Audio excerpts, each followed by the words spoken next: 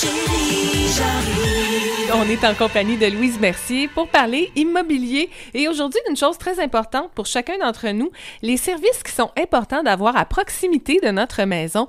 Louise Mercier, bonjour. Bonjour Diane. Je trouve que c'est une bonne chronique aujourd'hui encore. Ben, merci. Parce que quand on déménage, on pense pas toujours à ça, que c'est l'essentiel d'établir ce qui est important pour nous à proximité de notre maison. Et comment on détermine ça au juste? Ben, c'est ça l'affaire, c'est que des fois, on tombe en amour avec une propriété, mais est-ce qu'on est prête à vivre avec des essentiels que d'habitude, on a vraiment proche de soi? Est-ce qu'on est prête à plus les avoir aussi proches? Oui. Tu sais, dans le fond, c'est ça. Là, Des fois, c'est des gros prix à payer, là. Oh que oui. Mais là, des fois, on peut s'organiser autour de ça. Si OK. c'est l'épicerie que tu voulais absolument avoir proche de chez toi, mais que d'habitude, tu fais ton épicerie une fois par semaine, mais que tu y vas à pied, ça, c'est peut-être quelque chose qui est un prêt payé qui n'est pas trop difficile. Tu as juste à prévoir un petit peu plus puis d'y aller quand même une fois par semaine, mais en voiture. OK. Mais si vous êtes quelqu'un qui aimait ça, faire votre épicerie à tous les jours, à pied, comme sur le plateau Mont-Royal ou dans le Vieux-Longueuil, puis que là, vous vous éloignez, bien ça va vous manquer énormément. Ça, Ben c'est oui. sûr. Si c'est vraiment quelque chose qui est essentiel à votre bonne humeur, Oui.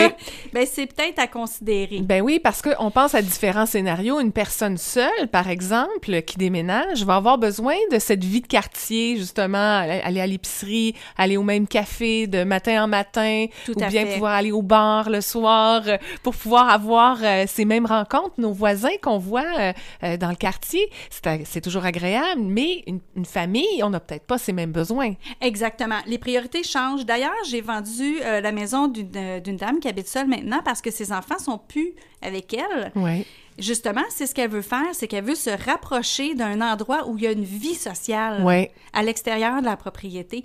Parce que, veut pas, quand on est dans notre maison, qu'on a nos enfants, qu'on a notre conjoint, qu'on a une vie autour des enfants, les priorités sont pas les mêmes qu'un couple seul ou Oui. qu'une personne seule. Effectivement. Donc, c'est vraiment de voir, est-ce que c'est important pour vous? Mettons que, je sais pas, je vais vous donner un exemple. Vous prenez des cours de peinture, puis vous allez déménager dans un endroit où ça se donne plus, puis il faut absolument que vous preniez votre voiture, puis c'est plus la même chose. Bien ça, est-ce que c'est quelque chose qui peut vous irriter à long terme?